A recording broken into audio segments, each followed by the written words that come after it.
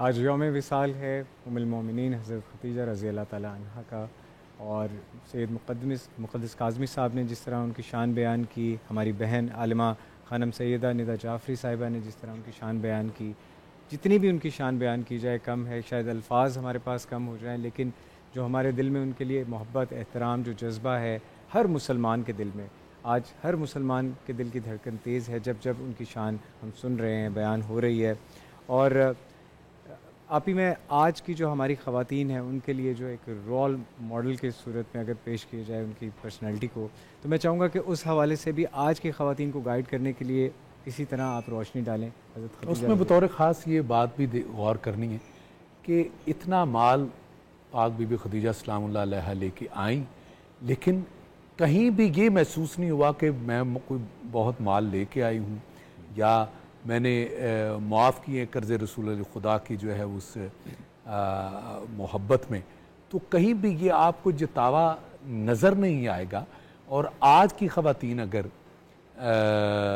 دیکھا جائے تو اگر وہ جاب کر رہی ہیں تو اگر کہیں یہ عجیب سی بات ہے کہ اگر مرد کے پاس جاب نہیں ہے تو وہ کتنے طنز و تان سے جو نا اس کو وہ کیا جاتا ہے۔ یہ بہت بڑا المیہ ہے آج کل سوسائٹی کا۔ تو اس بات کو بھی میرے خیال میں عالمہ صاحبہ جو ہیں اس کو بہت اچھی کڑی جوڑی ہے مقدس بھائی نے اس سوال کی، کہ جو ایسی خواتین ہیں جیسے ان کی شان کے ارب پتی ہونے کے باوجود انہوں نے کبھی اس طرح محسوس نہیں کروایا۔ اور پھر اگر یہ بھی دیکھا جائے، میں آپ کو کتھا کلامی آپ کی کر رہا ہوں، کہ دیکھا جائے تو بی بی کی جو شہادت ہوئی ہے، جسے وصال ہم کہیں، شہادت کہیں، وہ کس جگہ اور کس انداز میں ہوئی ہے، کیسے ہوئی ہے۔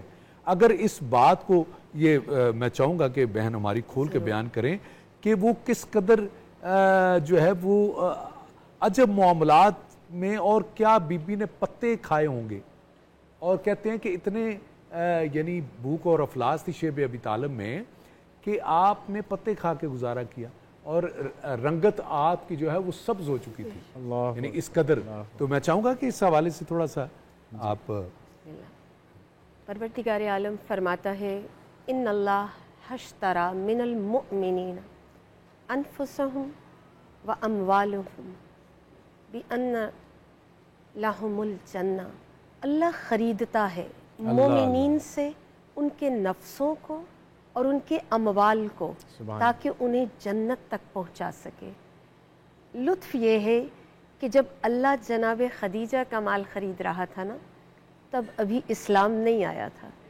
اسلام کے بعد لوگ مسلمان اور مومن ہوئے، خدیجہ کا مال اس سے پہلے خریدا خدا نے، یعنی جو اسلام کے دامن سے پہلے مومنہ تھی، وہ مال کیسا ہوگا کہ 80,000 اونٹ جس کے مسلسل گردش میں تجارت کے ہوں، کہ جس کے خیموں کے کیلے بھی سونے کے ہوں، وہ بی بی کہ رحلت الشتاء والصیف قرآن کہہ کر جن تجارتوں کا ذکر کرتا ہے، آپ کے کارواں جو تھے وہ سردیوں کے موسم میں یمن اور گرمیوں کے موسم میں شام جاتے تھے، اور اتنا بڑا کاروان تجارت جناب خدیجہ کا تنہا ہوتا تھا کہ پورے عرب کا کارواں ایک طرف، جناب خدیجہ کا ایک طرف۔ جیسے آج ہم دیکھتے ہیں نا کہ سٹاک ایکسچینج میں پرائسز اناؤنس ہوں گی، اس وقت لوگ دیکھتے تھے خدیجہ مال کی قیمت طے کریں تو پھر وہ قیمت بازار میں لگائی جائے گی۔